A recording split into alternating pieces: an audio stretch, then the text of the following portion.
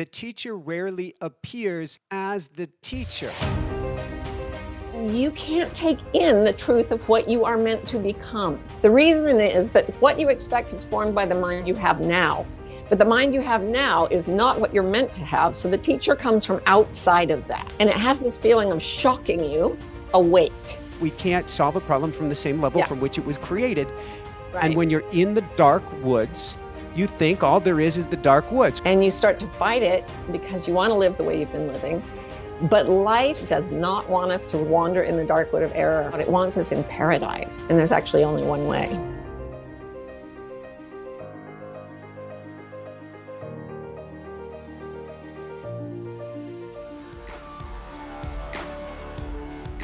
Hi everyone, welcome back. I'm Michael Sandler, your host on Inspire Nation. If you've ever wanted to feel on track, on purpose, and better about your life, then do we have the Way of Integrity show for you.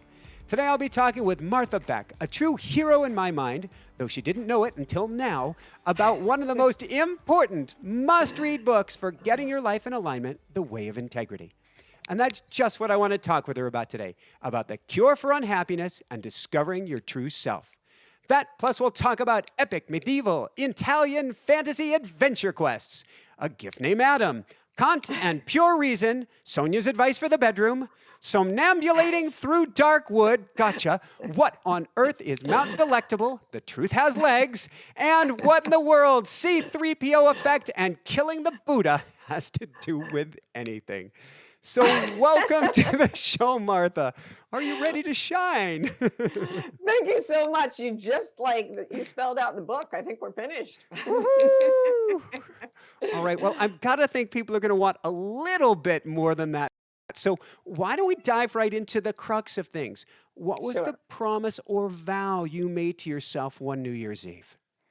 One New Year's Eve, I decided, I was 29 years old, so that was yesterday. No, it was a long time ago, that I would not tell a single lie of any kind for an entire calendar year. That was what I did, and I kept that resolution. What was life like up to that point? Up to that point, it looked great and felt horrible. Like I'd been able to climb the achievement ladder. I was getting my third Harvard degree. I had 3 little kids. Everything looked rosy. I mean, best life ever, except I was miserable and couldn't figure out why. I was confused, conflicted, sick a lot of the time. I had chronic pain, and I was desperate for any kind of cure. And I had read in many ancient texts that the truth would set me free. So I thought, all right, I will not lie for a whole year and see if it works. So I'm not known for any profanity at the show at all. I let my guests do that, but I'm usually keep it squeaky clean for the kids. However, how much did you blow up? Oh, I blew up. Oh, it hit the fan and then some. Let's see. In the following year, I either left, or you could say I was expelled from my family of origin, my community of origin, every friend I'd made before the age of about 20 or 18, my chosen profession, my job, my home. I think that's most of it right there. And then at some point, your marriage and on, although you guys stayed very good friends from what I understand. Yeah, I don't think of myself as having lost my marriage at that point, but what did happen is that both my husband and I realized we were gay. So it was like, oh, okay. So did the marriage go? We co-parented our kids for another 10 years. And so I don't really think of having lost him that year, but the marriage as it was gone. Yeah. So let's go from there then, because a lot of what we're talking about today is nature versus culture. And I want to dive in there. But you had 2 cultures pulling you. I mean, you want to talk about dialectic polar opposites. You had it going on. What was going on? I grew up in a very Mormon family. In fact, a well-known Mormon family. My father was a very important apologist or scholarly defender of that faith, and in the most Mormon community on earth, which was Provo, Utah. And then when I was 17, I went off to Harvard, which was about. It was like going to a different planet. I am not kidding. And the culture shock, holy smokes. At 17, I wasn't even really aware of the concept of culture. I just thought people were people. But when I got to Harvard, I knew I didn't fit in. So then there was this desperate backpedaling and trying to, because my one overarching rule for life was please everyone. I'm sure no one out there can identify with me. So I'd grown up being pleasing to a Mormon community. Now I would quickly became pleasing to a sort of materialist, atheist, intellectual culture. And I just didn't kind of let them cross. I was like trying to play two completely different games at the same time. I would not call this integrity. I would call this duplicity. So not one thing, but two. To me, and I know this is what happened, but the red flag that I get when you're that torn apart inside is autoimmune body attacking itself because it doesn't know what the heck to do because everything is so out of alignment. I'm so glad you explained it that way. Yeah, when I was 18, so this was right, it was the end of my first year at Harvard. I got hit by a car while running, and I never got well. By the time I recovered my health, I was 32 and had been through all kinds of medical experiences and diagnoses, and nothing helped until that night that I said I was not going to lie for an entire calendar year. And that was the beginning of my physical healing. I didn't realize that it had come from a psychological schism, but you're absolutely right. Yep. So then let's go from schism, and maybe you can talk about what is nature versus culture. Because what we're getting at today is what is our true nature, and we're going to have to leave culture behind to do so. Right. So I was caught between these two different cultures, and they're sort of representative of some of the schisms in America these days, the United States. So there was very traditional values in Mormonism, not like everybody, but very, very traditional, and then very progressive liberal values at Harvard. So these were these two systems that were pulling me apart. And because I couldn't reconcile them, I eventually got to the point where I had to pull back from both of them. And what did I pull back to? If you're not going to one culture or the other, you end up pulling back to something that I called my true nature. Like, they say this is right. They say this other thing is right. I don't know. Where do I go for answers? I ended up going in and potentially up, which is some kind of a numinous, like higher power. To figure out what I really thought was true and right, because I really, at some level, I knew that was the only thing that would heal me. Excellent. And in fact, you talk about, maybe you can address why integrity is the only cure for unhappiness. And what does integrity even mean? Yeah, the first thing that I want to point out for people is it's not like a Sunday school, be full of integrity or God will hate you. I've had enough of that growing up. But I think of it in terms of structural integrity, like an airplane or another complicated machine. If it's in structural integrity, all its parts move together and are responsive to each other. And then it can fly. This piece of metal can fly. If the parts aren't in structural integrity, things are going to start to wobble. They're going to break loose. Potentially it could crash or fail to take off. And our lives are the same way. The mind doesn't mind lying to please other people, but the body, the emotions, the soul, they don't do well with lying.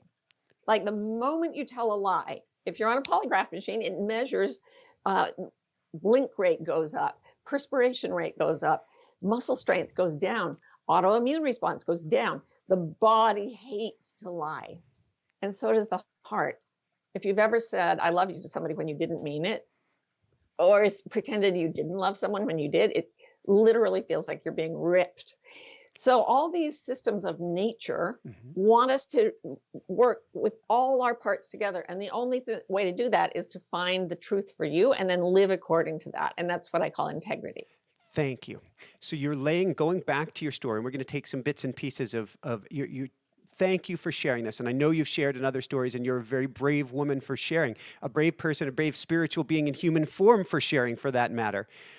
But with that said, back probably 18 years of age, laying on the couch, taking off a year, the body is doing the margarita that you're not enjoying, and you went to the most thrilling author in the world, Kant. Immanuel Kant, my liberator. I was reading through everything I could find of Western philosophy. I started with the pre-Socratics. I was reading Aristotle and Plato and all that. And I went chronologically and I was looking for the truth. I was looking for what to believe. And then I finally got to Immanuel Kant's The Critique of Pure Reason, which is like 100,000 million pages of the most thickety prose you can possibly imagine. I'm exaggerating. I'm not lying. I'm exaggerating.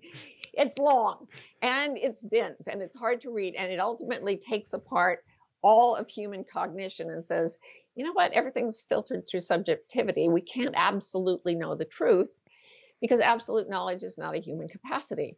And I just went, oh, thank you, Immanuel Kant, you strange little man. He was a very strange little man. But he completely set me free because I thought, I don't have to believe anything. Everything is subjective. Everything's up for grabs. I can just pretend to fit in with everyone and have my own truth in my own heart and never talk about it, never act on it, but just know it, but also doubt it. I can always be in this thing of, I don't know. So I could just settle back and go, I don't know, whenever anyone said anything. It was lovely. Reprieve. And much better than having to fight, not to defend yourself, but to fight to defend this cultural norm or that cultural norm, that whole people-pleasing thing. In fact, let's talk real briefly, then we're going to dive into the meat of things and how people can do this and get in integrity in their lives. If we want to talk about the ultimate epic and fight and story and journey, what does an epic medieval Italian fantasy adventure quest have to do with anything? Okay, so I'm 18 years old. I'm reading through philosophy. I'm reading through all the great works of literature, whatever. I was so sick I couldn't get up, so I just did this. Took a year off college and did this. And I got eventually to Dante, the Divine Comedy, which I thought was a work of religion because he was a medieval Catholic, a medieval religious person. It's not much like Catholicism is today. And I started reading it, but instead of reading it as a religious text or a political text or anything, I read it as a way to try to learn how to be happy. Mm-hmm. And I was particularly struck by the fact that Dante goes down, down, down through the inferno. So he goes into worse and worse hell. And I was very depressed and very sick, so I felt like I was in hell. And he gets to the bottom of hell, the worst possible place. And his teacher, who's with him, says, keep going. And he says, I can't. We're done. And the teacher says, no, down through the worst, the body of Satan, the monster. And he lowers himself on the hair of the monster through the center of the earth. And then, because of the earth is round, he realizes he's headed up. So he hasn't changed direction, but he's headed up toward heaven. And something chimed for me. And I thought, it's okay that I'm suffering. It's okay that I'm wrestling with things. If I keep going this direction, ultimately, I'll go so deep into hell that I'll come out in heaven. And it worked.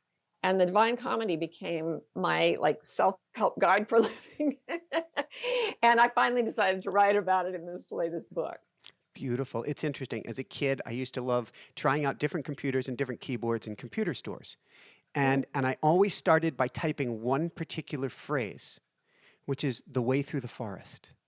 The way through the forest was the way that I would type and check how that felt on each keyboard. And you and I both know, and we're going to get into the dark wood here, the way through the forest is to dive into it. Wow. Oh, that's amazing, Michael. What made you do that? To this day, I have no idea. No idea at all. There was something inside of me that maybe knew that it's going to be, you go in to get out. Yeah, and that image of forest is so powerful. It's used in Dante, it's used in a lot of different texts and a lot of different faiths. Buddha left the palace and went off into the forest. Jesus went off into the wilderness, I don't know if it was a desert or a forest, but going into the unknown, the wild, is a really common denominator in all these religious paths of self-discovery, or spiritual. I'm not going to say religious, but spiritual. The forest is the cathedral that we go into to heal the soul. So that's amazing. Thank you. So let's go into the dark wood of error syndrome, because probably everybody who's listening to this is attracted to this because they're struggling with this syndrome. Yeah. Yeah, we all are. Dante begins the Divine Comedy by saying, right in the middle of my life, I sort of came to, I'm paraphrasing, I came to in a dark forest, and I didn't know where I was because the right way had been lost. And he just wanders around in the forest. And a lot of us are like that. We get to a place in our lives, maybe we've been pushing and pushing at a job or a relationship that doesn't work. And suddenly we're sort of, we sort of blink awake one day and we go, where am I? What am I doing with my life? What's happening to me? And it's very, like, as Dante says, it's very foggy and dim, and we just don't know. And then so I'll just leave it there. We can end the podcast. No. Well, but some of the things that people start feeling, they feel purposeless, emotional misery, physical deterioration, consistent failure in relationships and careers, bad habits they can't break. And it's almost the WTF moment that what we call as a midlife crisis, which is actually maybe a new life gift, is really what it is. Yeah. These days it can be a real rebirth, and Dante doesn't spend a whole lot of time there, but he does drop some clues about how to get out of it. And all the what you just called, the things you just listed, I call dark wood of error syndrome. So he's in the dark wood of error, and all those things, the loss of efficacy in relationships, career, health, all these things are a sign that we need, first of all, we need to find a teacher, something that's going to lead us out of this place. And secondly, there is a path that we have to take to get out of it. And it's not a pretty path. It's not as nice as going straight to heaven. So we could talk a little bit about what happens in the dark wood, if you'd like, and then go to Dante's next step, which is the famous Inferno. Sounds great, and is coming to me this millionaire, billionaire who you worked with. I don't even recall if his name was Kevin or not. That phone call that's coming to you is just screaming in my head. So we've got to go there as well. Yeah. I mean, I coached so many people. I was a life coach by this time. I was a professor, left that. And then people started paying me to just talk to them. And I was like, okay, didn't know what a life coach was, but that's what I'd become. I read it in the newspaper. Anyway, I coached a lot of people because I thought if I have a methodology, I need to test it on people of all ranks and realms. So I worked with addicts, I worked with homeless people, I worked with people in prison, and I worked with very, very wealthy and privileged people to see if the same tools would work for everyone. And they had to work for everyone. So I was working with this entrepreneur. I called him Keith in the book. That's not his real name, but he kept climbing and climbing and climbing, but he was more and more and more miserable. And he kept thinking, if I just have more money, more success, more, bigger magazine covers with me on them, I'll be happy. And I kept saying, but that's never made you happy so far. But he was hell-bent on it because our culture is hell-bent on that definition of success. So one day he finally sold his private company, and he made over $200 million in one day. And they had a huge party, and they had a famous rock band come in. And he called me at like 3 a.m, very altered. He was inebriated, and I don't know what else. And he was screaming into the phone, "It's not effing enough. This isn't enough. When is it going to be enough?" And there was so much pain in that voice, Michael. And it was coming from the top of the social aspiration ladder, the very top. It was miserable. Yeah. I call that the disease of the more. That we're taught if only, if only, if only, if only. Yeah. And we lose our lives in chasing the if only. Yep.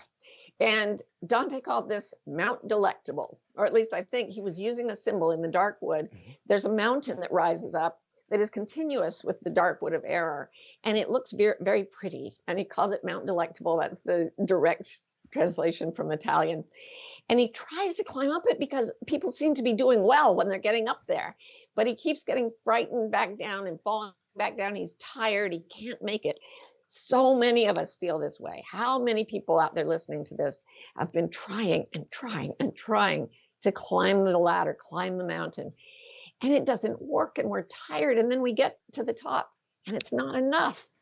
So Dante threw that image in just to say, okay, enough of that. That's not going to work. Even though we're PG-13, PG-friendly for that matter, we're going to go to Sonia, probably not her real name, her advice for men in the bedroom, which goes along the Sisyphus ladder as well. Yes, this is a real person, and she's fabulous. She's one of the coaches that I train.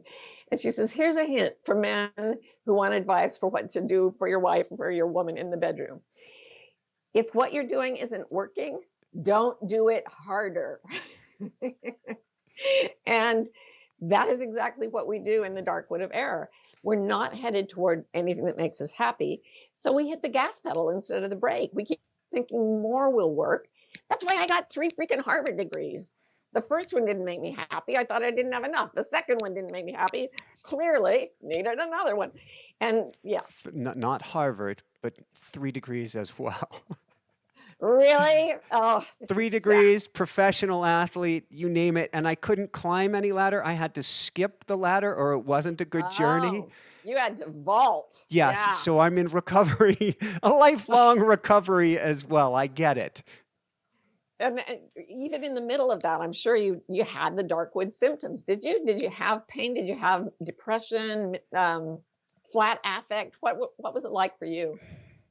2 near-death experiences and a third very serious 2x4 of the universe that broke all the bones in front of my heart, behind my heart, above my heart. That's going, wake up, wake up, wake up. Yeah, yeah. So, yep, that's how it happened. Yeah, that's why I wrote the book on automatic writing. I had to discover this technique, but it was because it's what Einstein said or may have said, that we can't solve a problem from the same level from which it was created. Right. And when you're in the dark woods, you think all there is the dark woods. When you're doing, when you're working hard, you think the answer is to work even harder. Exactly. And this is all culture. We're forcing ourselves to do things that, in case you haven't noticed, aren't comfortable. I talk in the book about when I speak to groups. Sometimes I'll stop in the middle of a speech. This is when people could gather before COVID. And I'll say, is everyone comfortable? And they all nod and they look at me like I'm kind of strange. And I say, no, seriously, you're sure you're comfortable? And by this point, they're starting to think I'm a little crazy. And they're like, yeah, we're perfectly comfortable. And then I ask, how many of you, if you were at home in your bedroom right now, alone, would be sitting in exactly the position you're in right now? Not a hand goes up. Why? And I say, why? Why would you be in a different position? And they can't figure it out. It's like, and these are like PhDs, CEOs. After about 5 minutes, somebody finally says, it's not really comfortable. And then everybody's like, oh, yes, it's not comfortable, which is not the problem because they're not miserable. It's fine to be uncomfortable for a while. The problem is that culture trains us to sit in chairs and be uncomfortable and at the same time not tune into the signals from our bodies that are telling us this isn't really that comfortable. And that mistake is what pulls us away from our truth. And I said integrity is when everything works as one.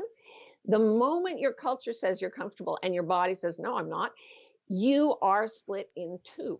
And it's the splitting that causes the pain, that causes the symptoms, that causes the depression, the breakdown in career and relationships and all the rest of it. Yeah. Thank you. And I want to dive into, in a moment, kind of the antidote to this being torn apart. It's not just stitches. We get to actually like go in with a laser and heal this. But I'm fascinated. You're pregnant with your son, Adam. I don't know that we call it a diagnosis. You get a test back, is my guess how it works. And they say, your son has Down syndrome. Yeah. And my guess is, even though you were torn apart by, we'll call it culture wars at this point, you listened to thy body. What was your body telling you? It wasn't just my body. I mean, it's interesting. Yeah, my son Adam is my second child. I'd had one child, and then I was almost 6 months along with Adam. And then he was diagnosed because I was in a high-rise fire, and they legitimized all these tests that I wouldn't have had otherwise. Is this the high-rise fire that you were ushered or saved by somebody who wasn't there? Yeah. So what happened was there was a grocery store in the basement of the building I lived in, and we lived on the 10th floor. And something in the refrigerator system blew up in the grocery store, and everything in the store burned, and all the smoke went up the staircases. So they always tell you take the stairs in a fire. So I tried to take the staircase down, but it was acting as a chimney, and you couldn't get low enough for oxygen. And I had 10 floors to go down carrying my 18-month-old, and I was pregnant, and I didn't make it. I got down near the bottom, and then I passed out, and like trying to breathe was like needles going into your lungs, no sense of oxygen at all. And I started trying to push my daughter into the path of people. You couldn't see your hand in front of your face, and people were running down. So I thought if I push her forward, maybe they'll kick her and realize that she's there. And I was doing this with the last few seconds of my consciousness when I felt someone pick me up and drag me to my feet, and then like frog march me down one more flight of stairs, and then push me out into the outside air. And it was like, like, and there were pictures. There's a picture of me in the Boston Globe coming out with my daughter. I had her under my coat to try to keep her face covered, and my whole face is black with soot. And the thing about the picture, and they also had it on the news, is there's no one behind me. And I know for a fact that at that moment I was not on my own feet. Somebody was holding me up, physically holding me, and didn't show up on film. That upended my worldview, I'll tell you that. I'm in tears. I'm like, and so every decision. So, yeah. Go ahead. Well, then, so we had a bunch of medical tests. And the last thing I expected, I was 25 years old. My risk of Down syndrome was like very, very low. And when the test came back, and they told me I had just a smidgen of time left to have a legal abortion. And I am not against anybody who's had one out there. I will hold your hand while I'm completely okay with you. But I was bonded. And that thing with the body, heart, soul came in. The body, because I've been fighting to keep this pregnancy going. The mind, not the mind, the heart, because I was already in love with the baby. And my soul, because there was stuff going on that I did not understand, and I could only call it spiritual. And I was really curious to find out what was happening to me. And it seemed connected to this little guy. And it's still connected to this little guy. And so I chose not to terminate it. And I was told I was throwing my life away, and I was. And it turned out the life I threw away sucked. Thank you. And the life I got back was great. Yeah. Woo-hoo.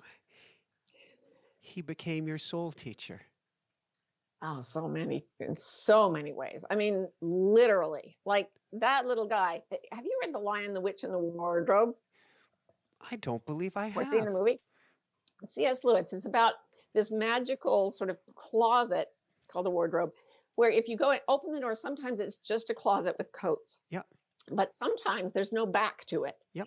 And you can these children go in and in and in and in until they're in a forest, right? And it's another world called Narnia. That's what soul teachers are like, and that's what my son is. Most of the time, he's just a little guy with Down syndrome. And then sometimes the back of the wardrobe isn't there, and he is the intelligence of the universe speaking. And it will completely, I can't even say a lot of the stuff that I've seen him do because no one would believe me. He's so magical. And I don't think it's because he has Down syndrome. I just think some people are like that. And he's one. Maybe you're one too, Michael. Is there a back to the wardrobe here? Thank you. So, soul teacher is what shows up when you're in the dark wood and you're confused and you don't know what you're doing wrong. Somebody shows up, something shows up that catches your attention and forces you to, it makes you unable to keep living the way you've been living. And you start to fight it because you want to live the way you've been living. But life or the intelligence of the universe or whatever, it does not want us to wander in the dark wood of error. It wants us out. It wants us in paradise. And there's actually only one way. So let's talk about getting to paradise. I'm going to go to the Tao Te Ching. And this is the second time it's come up today. First in reading your book. And then I have a co-host. I do a once a week show, although something happened and we won't be able to do it this afternoon. I have another show to re-record, which is a teaching all to itself. But she said we have to talk about the Tao this afternoon. All streams flow to the sea as a synchronicity. Because it is lower than they are. Humility gives it its power. So yeah, to put yourself in the position of um, the student, the child with a disability, the non-intellectual. This is what I didn't learn at Harvard or from Mormonism. Both were systems that said we have the truth and only we. And what I found was that here's Adam is not able to say that. He will be seen as lower in those cultures, both of them. And as I claimed him as my own and identified with him, I went lower too. And then I found that all streams flow to the sea because it is lower than they are. Humility is actually power, and that's the opposite of what we learn in our cultures, but it's true for nature. There is a phrase that was coming to me yesterday, and I don't know why it's coming to me. And weird things come to me before interviews. Um, Mm, it's a line from the Bible, but it was also in Raiders of the Lost Ark 2 or 3, and it mm. just kept coming to me yesterday. Salvation comes to the penitent man. Ah, And the penitent fascinating. man bends down before God. And Mm. as Harrison Ford says this in the movie, blow darts or something go over his head Oh, because interesting. he's stayed alive by being humble. Wow. Oh, that's powerful. And that's what happens. That's the way out of the dark wood, it turns out. Um, you have to be very humble and you have to let life teach you. So sometimes it's a person like Mhm. my son, or the Tao Te Ching was one of my greatest teachers. When I found that book, it was like electric on fire. It blew up my head. When you find someone like that who pulls your attention, and whether you like it or don't like it, you can't stay the same. That is the emergence of the teacher in your life. And the teacher always takes you to the place where Dante's teacher, Virgil, takes him. And that is the gates of hell. Let's dive into the gates of hell. But with that said, objects in mirror are not as they appear to be. The teacher rarely appears as the teacher. You Yeah, mentioned Luke Skywalker and Yoda. Yoda right. certainly didn't look like the quintessential, here's your Jedi The who's going to tell you how warrior. to be a badass. Right, right. And very often they come in disguise. And they're very different from, here's one thing, they won't satisfy your cultural preconceptions of what they should be. And that's actually, and they can take any form, any shape. But the one thing that is consistent with all of them is they will not match what you expect. The reason is that what you expect is formed by the mind you have now. But the mind you have now is not what you're meant to have. So the teacher comes from outside of that. And it has this feeling of shocking you awake. And that's what Yoda does. And that's what Asian mysticism does. And that's what Dante talked about as he goes up to the gates of hell. So I've got to repeat, thank you. I've got to repeat this statement. I tried to type it down as fast as I could and listen to you at the same time. I try to say super, super present. So I rarely write anything down. The Mm. mind you have now is not the one, did you say you are meant to have? Yeah, it's what Joseph Campbell says, you must give up the life you had planned in order to have the life that is waiting for you. Or even better, T.S. Eliot's line in East Coker, I'll recite for a second because it's worth hearing. There's this phrase a stanza that goes, I said to my soul, be still and wait without love, for love would be love of the wrong thing. And wait without hope, for hope would be hope of the wrong thing. There is yet faith, but the love and the hope and the faith are all in the waiting. Wait without thought, for you are not ready for thought. So the darkness shall be the light, and the stillness the dancing. And that's another soul teacher that came to me, was that stanza. It would just ring over and over in my head. Wait without thought, for you are not ready for thought. In other words, if you were to be told the life you're meant to have, Mhm. it would literally tear your mind apart, because you have to have another mind to have that life. So unless you allow your mind to be expanded, to be eradicated, to be sort of blown to smithereens, you can't take in the truth of what you are meant to become. Ooga booga. So I've got such goosebumps here. I'm trying to figure out how to process everything that you just said. I teach a monthly manifestation masterclass. Last month was Napoleon Hill. This month is Neville Goddard. And so I've been Hmm. channeling. It's crazy. It came out of my automatic writing. I found that I can channel. I've been channeling, and I teach others. I've been channeling Neville Goddard. Sure. And Neville Goddard talks about the natural self versus the spiritual self. Interesting. The natural self, let's bring it to your situation, is the Harvard trained mind. Is Oh, okay. So he's different from different definitions of nature. Well, he's calling natural self, meaning the self of the physical world. Okay. So in the physical world, there are all these parameters, there are all these rules, there are all these beliefs that we have taken on. The spiritual self, where all creation takes place, the God within, is a knowing rather than a thinking. The thinking Yes. mind will not get you to the kingdom of heaven. Right. Yes. The mind is, in Asia, they say the mind is a wonderful servant and a terrible master. So I'm right with him, though the word nature we're using differently, and we Yeah. might get confused around that, but I absolutely agree. Anything that is taught you by your culture will ultimately have to go away if you are to realize your true nature. So then I've got another visual. Forgive me, lots of visuals popping with me here today. Cool. I'm in an ayahuasca ceremony. There's a shaman. I'm on a conveyor belt. I'm heading to this steel monster with these massive serrated teeth that is about to tear me apart. And I'm on the conveyor belt. And behind the teeth is this massive inferno. How interesting. We get to go into that inferno, don't we? Yes, we do. And it's so interesting you say that. It reminds me of the early sociologists talked about how the way the Western culture was working, because it put the creation of material wealth above all other things. They called it the iron cage of rationalism, that Yes. everybody would be fed into this materialistic monster with the values that came out of the Industrial Revolution. And you were saved from it, or pursued into it and then saved from it by the inferno. Is that what I'm hearing? Yeah, well, it's interesting because the Industrial Revolution, this was on a conveyor belt, so it is in Right, industry, exactly. and it is the machina, the ghost in the machine of industry. What Yeah. actually saved me is both my wife and I going through these experiences, we had a very different thought than the traditional shamanism approach. The traditional Uh-huh. old school shamanism approach is you must be torn down to be built Right. anew. And Yeah. as my wife said in her last ayahuasca ceremony, she morphed into an elder, an indigenous woman who's just this beautiful auntie who said, "How many times do you have to do this before you get it?" Oh, wow. And that's what I was experiencing as well, which is instead of being dismembered, why don't I go to the light? Ah, And how I brought wonderful. so much love and light to the beast. The beast Mhm. disappeared.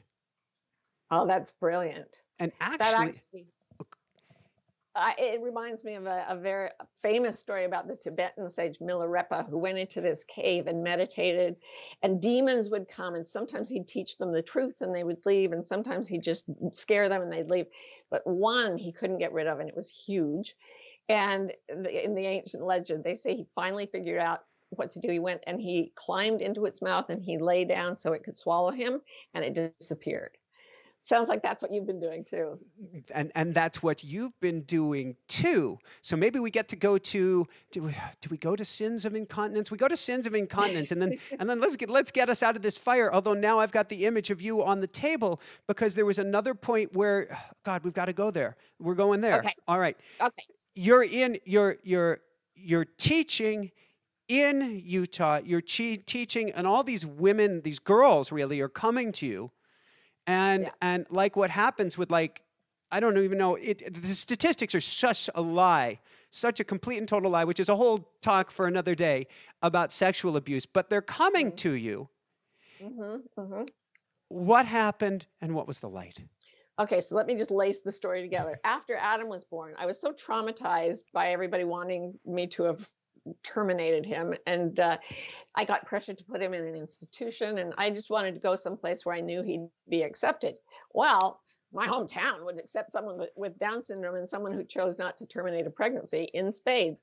So off we went back. I was finishing my dissertation but moved back to Utah where I'd grown up so that Adam could be part of the community and all of that.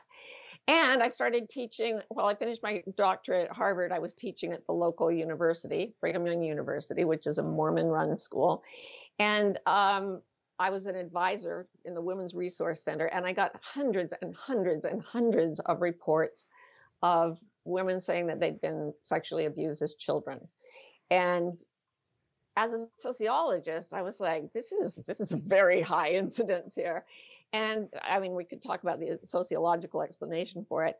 But ultimately, I was teaching a psychology course, and I was behind a one-way glass. And these young women were talking about date rape. Like 10 women had been sexually assaulted, either as children or later. And I felt like there were ants all over my body. I felt like I was going to suffocate or die or something. I sort of ran out of this booth and collapsed on the floor.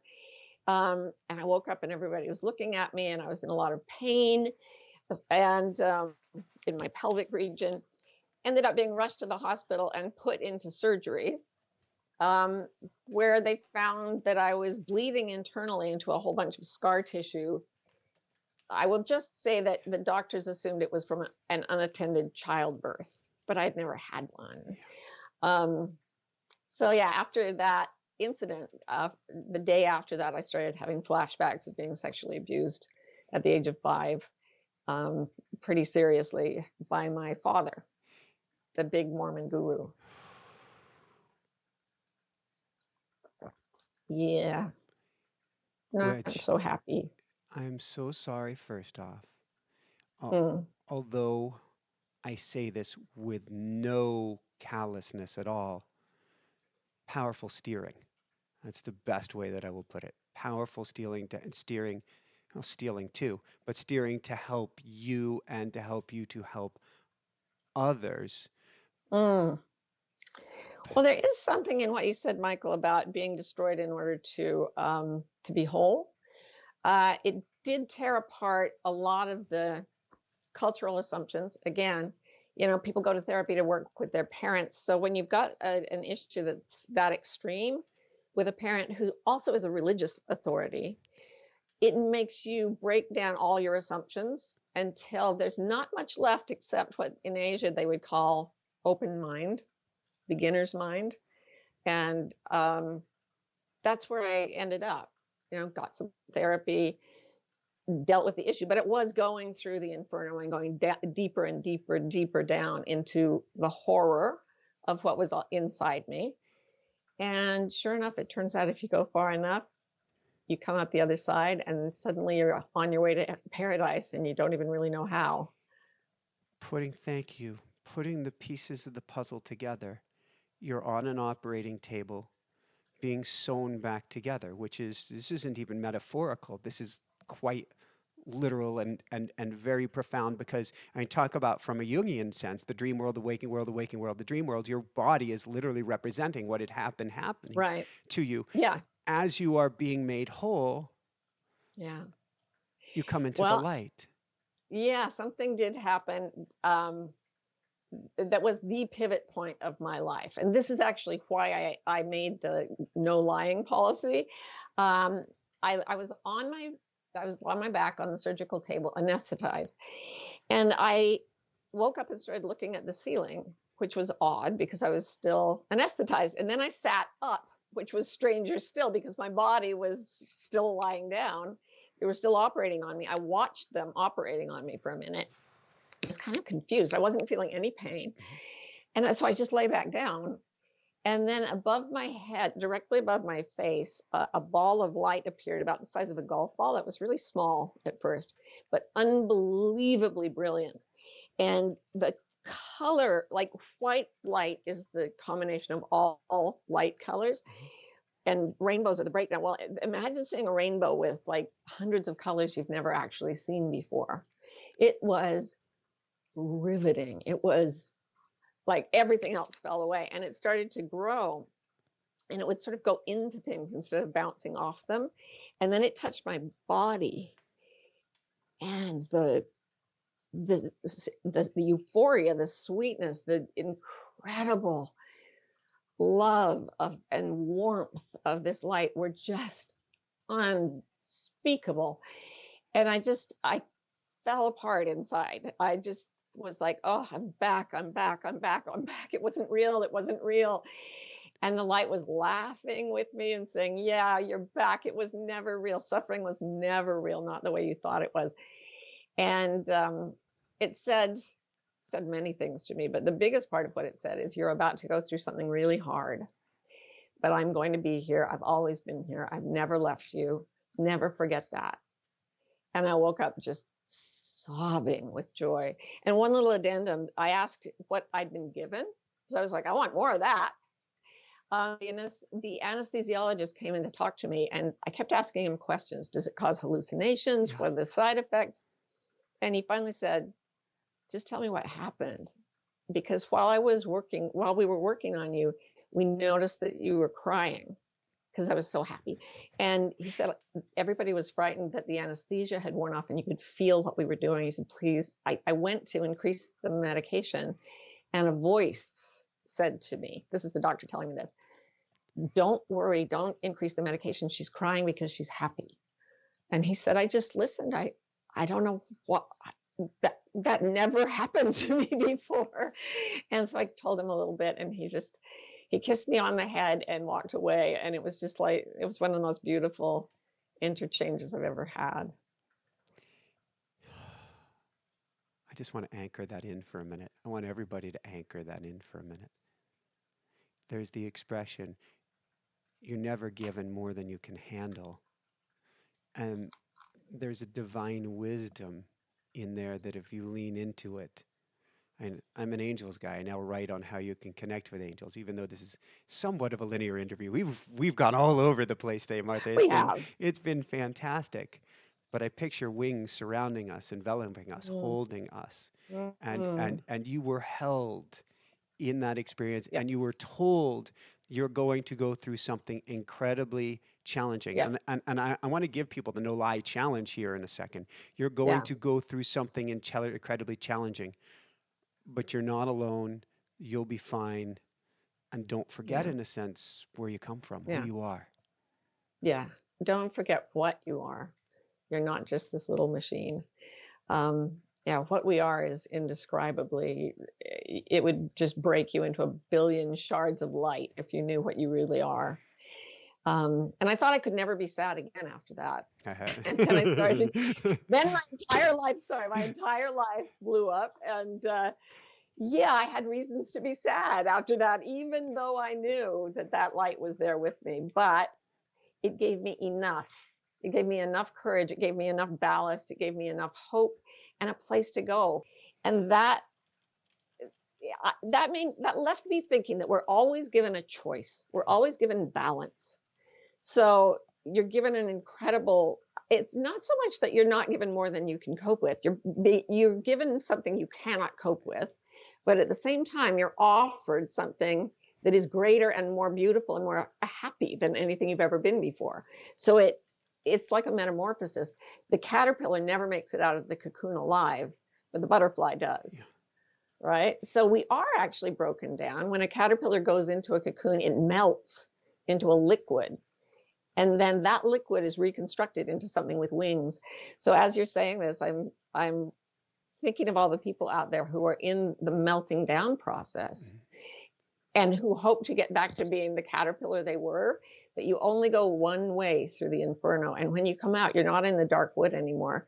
You're on your way to paradise, and you're a different being. And there are different beings around you. And yeah, Michael, in Dante, they have wings, and I think you're right. Woohoo! So I've got another visual. Just keep coming on of today. It's just so much fun. And now we're talking about the caterpillar, which is interesting. The caterpillar melts to pus and becomes the butterfly, and even the DNA changes. But I'm thinking of cracked open and an acorn, wanting to experience greater acornedness, having no idea that they're a redwood in disguise. And we try to get back into our nut, get back in, make me a whole nut again, having no idea that that's not at all the greatness that's inside of them. Yeah. And that's what I thought. I started having these flashbacks. I thought, okay, I'm going to deal with this. I know how to forgive. It's all going to be okay. It'll just be a blip on the screen and my life will go back to being the way it was before the white light came. And instead, my entire life came unglued. I became, I burst through the shell of the acorn and started to grow roots and sprouts that I'd never even imagined, and ended up, here talking to you, which is just not something that was scheduled to happen from my birth. This is where integrity takes us, to conversations like this one. And the coolest thing, then let's dive into your no lie challenge here. The coolest thing to me is in that moment, we think, and actually I'm going to say it in a strange way. Thankfully, we believe all hope is lost, because all hope is lost for the old. Yeah. Which is fantastic, but we can't see it in that moment. Yeah, that's why when Virgil takes Dante to the gate to hell, it says, "Abandon all hope, ye who enter here," because you are going to lose the identity you've got. You have to give up the life you have planned. There's another life waiting for you, and as you're torn to shreds, going through the process of the inferno, you're being prepared for rebuilding on the other side. And Dante calls that purgatory, which literally means to cleanse oneself. And so to me, it meant that once I'd gone inside and done all my work psychologically, I saw, for example, I didn't believe in Mormonism anymore. I also didn't believe in, mechanistic rationalism. I had to go to something different. Things were happening to me that didn't fit into any of those categories. So I got that clear inside. Now, unlike me at 17, 18, where I split myself and just served two different systems, I had to start finding what was true inside myself through the inferno, looking at my heart's deepest beliefs. And I had to start acting that way on the outside. Like, I could no longer stay a Mormon, even though leaving the church is the one sin worse than murder. I had to, because I didn't believe it. And I had to walk my talk. You even committed an even greater sin than that. Oh, yes. Well, actually, there is no sin in Mormonism worse than leaving the church. But they had defined three enemies of the church in the latter days: intellectuals, feminists, and gay people.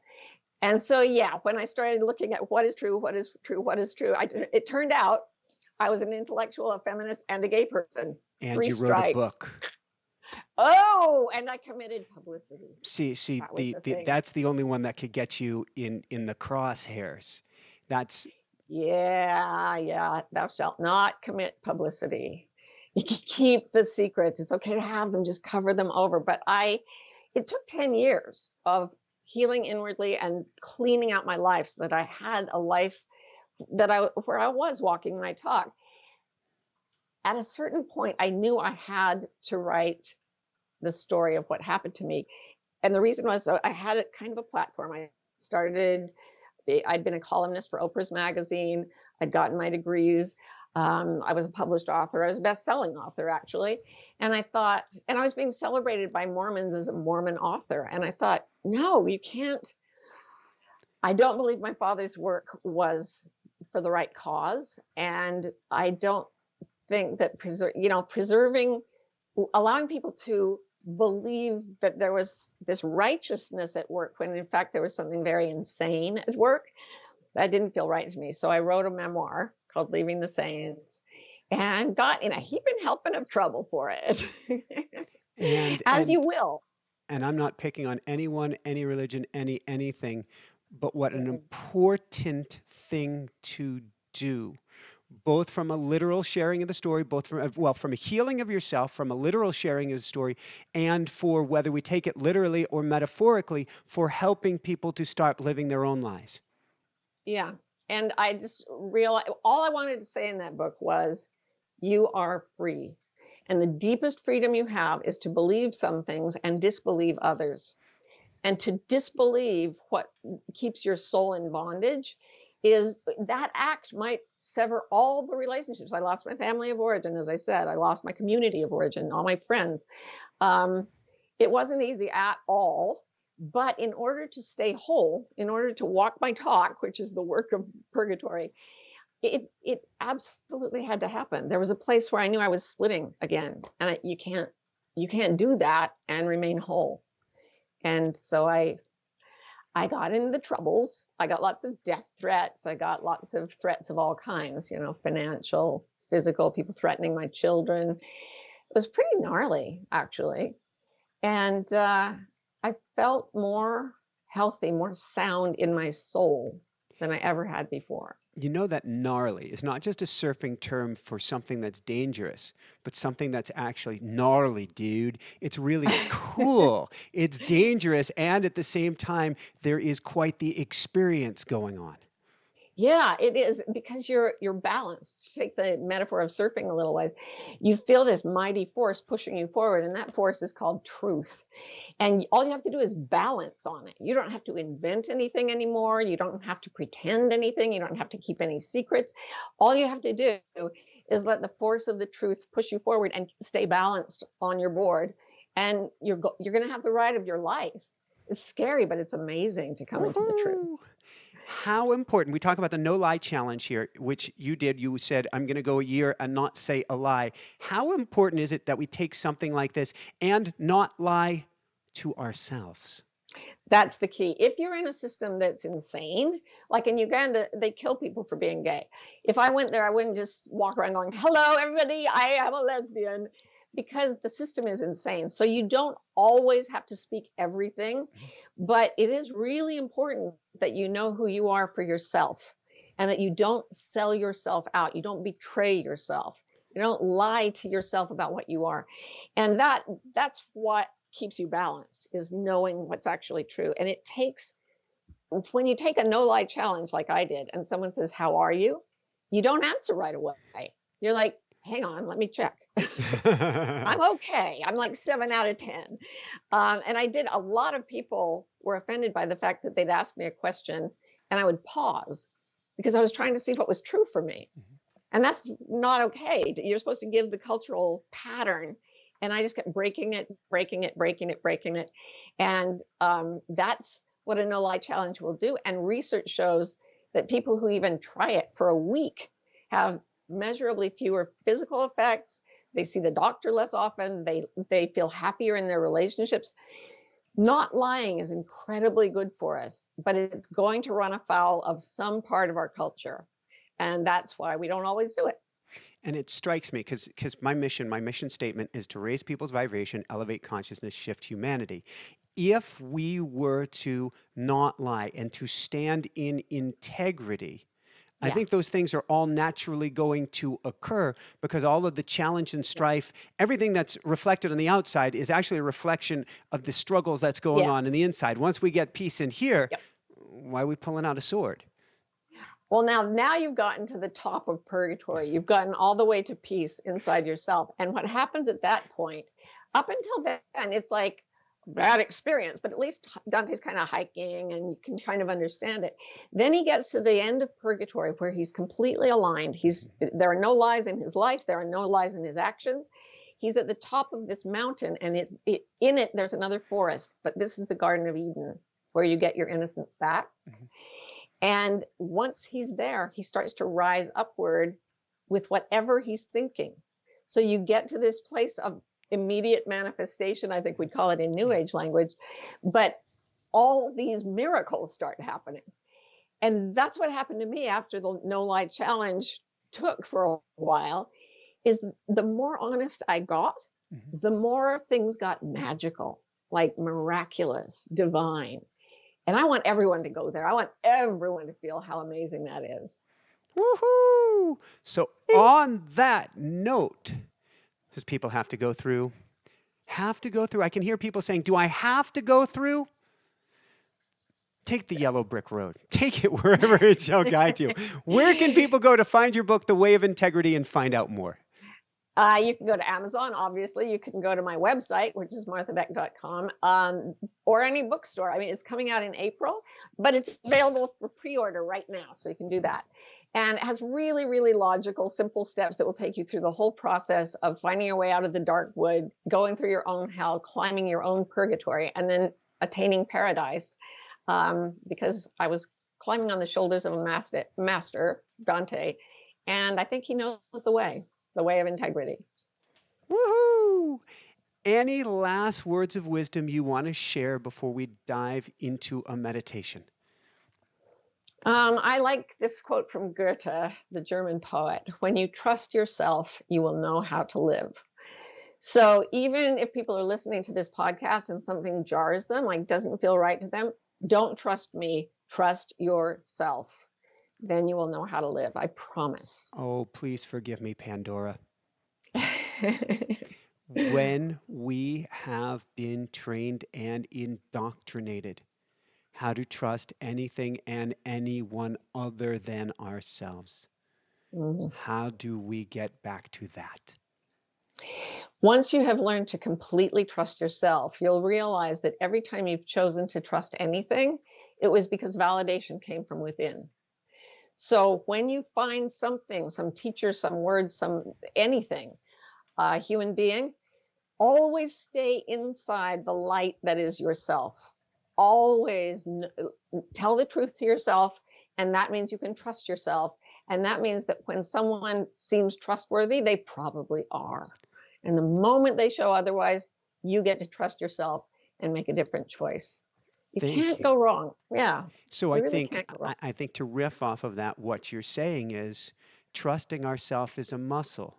The more that we tell the truth to ourselves and act upon it, the easier it is to see, the easier it is to do, and the stronger and stronger we get inside, and then that becomes our overall gestalt, I guess, for the world around us. Yeah. Yeah. And the image of purgatory, Dante, when you walk your talk, this is the process of becoming trustworthy. It's very hard at the beginning and very easy as you get close to the end. It gets easier and easier as you go.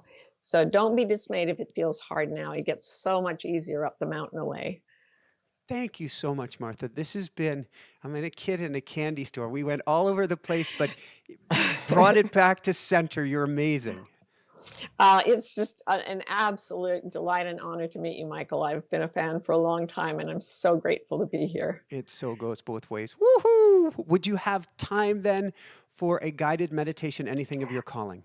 I would. And this is a meditation that's in the book, and it's about going through the gates of hell. Going through the gates of hell is when you give up. Let me pause you for a second, just for everybody out there. We are about to do a meditation. This is the only time I will ever say this that I know of in my life. We are about to do a meditation on going through the gates of hell. It's not really going through it. It's being daring to face it.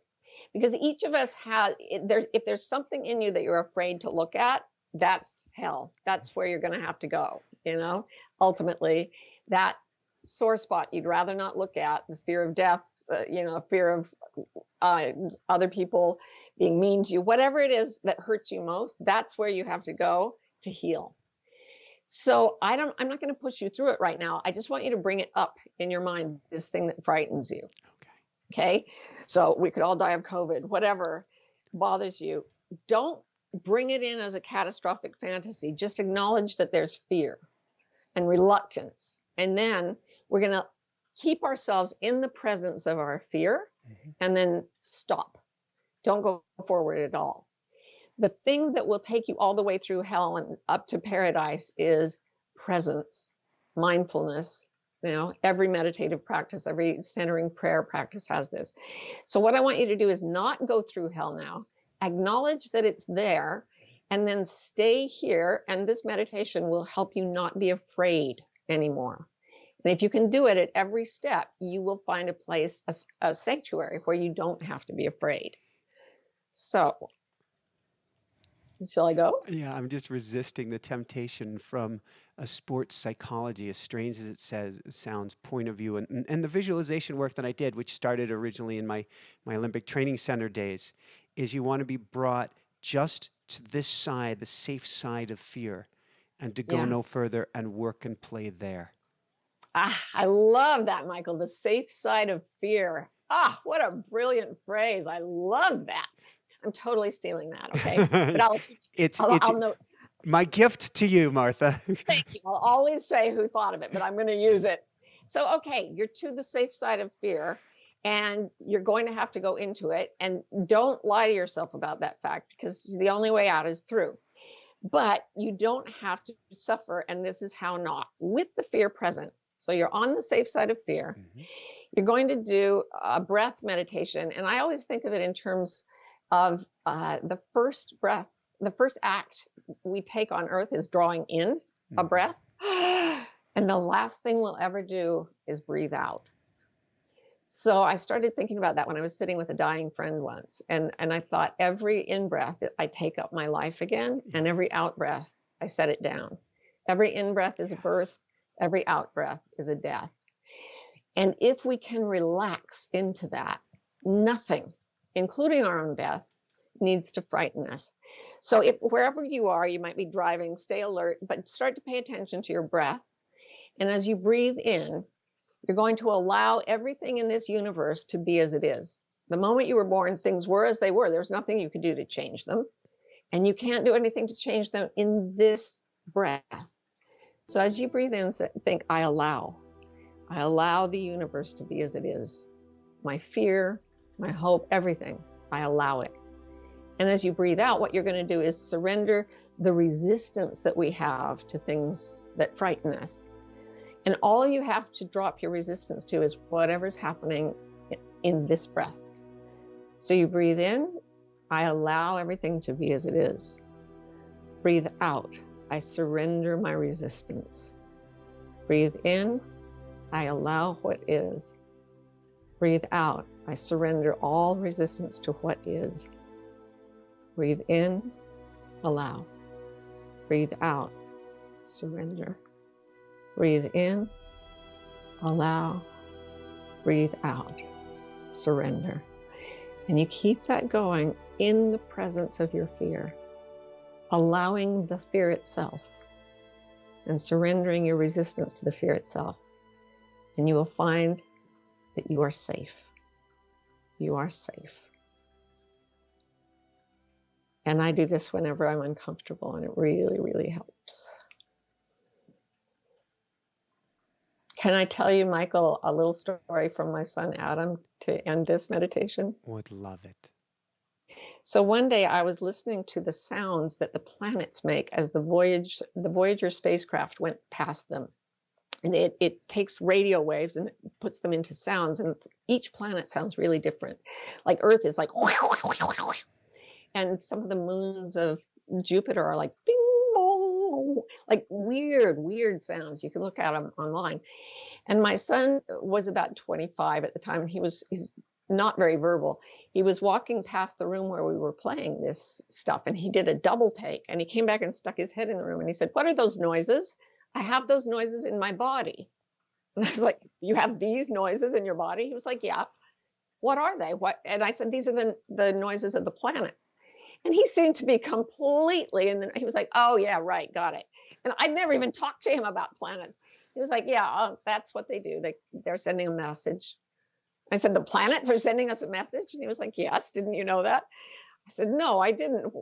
"What is the message?" He said, "It's like a call, and they have a message." And I said, "What is the message?" And he said, "That we're safe, that we're always safe."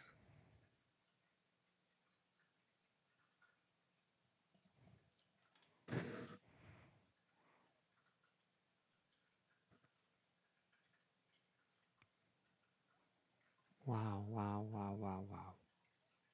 I'm telling you, he's a magic wardrobe. And so are you, Michael. It's such a gift. And so are you, Martha. Huge COVID safe hug here. Oh. Can't wait to see what you keep doing in the world. I love you and your work. It's amazing. It goes both ways. I gotta crank it up for the finish, but I am. It's rare it happens, but it's rare that I'm left speechless. I just want to. We went on such a roller coaster today, and we just came out the other side. We just took the whole Divine Comedy. We took the ride. Dante laid it out for us, and the last lines of the Divine Comedy, Dante switches from past tense to present tense, and he said, I become one." It's all past tense until he reaches the light. And at that point, he switches to present tense. And he said, I become one with the love that moves the sun and the other stars. And I think he moved into the present of eternity, that present that's outside of time, and that he had an enlightenment experience himself, and that he was speaking to us through the corridors of time. Like he knew he was giving us the instructions for how to be enlightened. And he was giving us instructions in his culture so that Right. he was completely out of the norm and still within the norm at the same time. Yeah. And he completely transformed his culture. He was not like he completely transformed the way religion saw things. He transformed his language, everything. And I think we can do the same thing, and the world definitely needs it. So yeah, time to wake up, everyone. Brilliant, brilliant, brilliant. So, got to crank it up for the finish here for everyone out there. This is Michael Sandler saying, be well, have fun, get 10 copies of The Way of Integrity. Give it out to everyone you know, and let's get back to your true self and discovering your true way today, and shine bright. Woohoo! Amen. Thank you so much. I don't even know what to say. This interview with Martha, stepping forward into your own inferno, stepping forward into your own integrity, stepping forward into your own truth. So incredibly powerful. Again, I'm at a loss for words. I would replay this again and again and again and step into your truth. On that note, if you're looking to communicate with your highest wisdom, with angels, with guides, with that knowing inside of yourself to ask, who am I? Where am I going? What is my truth? I cannot recommend picking up a copy or even 3 copies of Awe, the automatic writing experience, enough. Get a copy for you so you can find out who you truly are. Find your truth, find your path. Get a copy for a loved one as well. And then last, get a copy for someone who is struggling and in need, so that they can remove that dark cloak of depression, of fear, of worry, of anxiety, and begin discovering who they are. The biggest difference we can make in life is living in integrity, is standing in integrity, is discovering who we truly are and our greatness. And you can figure that out through Awe. Where can you pick it up? Certainly automaticwriting.com, where you get all the bonuses in the world. Oh, that's a lot of bonuses. You get a lot of bonuses at automaticwriting.com, or you can get it at Amazon and certainly at your local bookseller. Love you guys so, so much. Click here to check out more amazing interviews. Click to subscribe below. Click that bell icon to be notified of upcoming shows, YouTube premieres, live events every Sunday night with me. Big thumbs up and comments if you like this. And above and beyond all else, shine bright. Woohoo! Love you guys.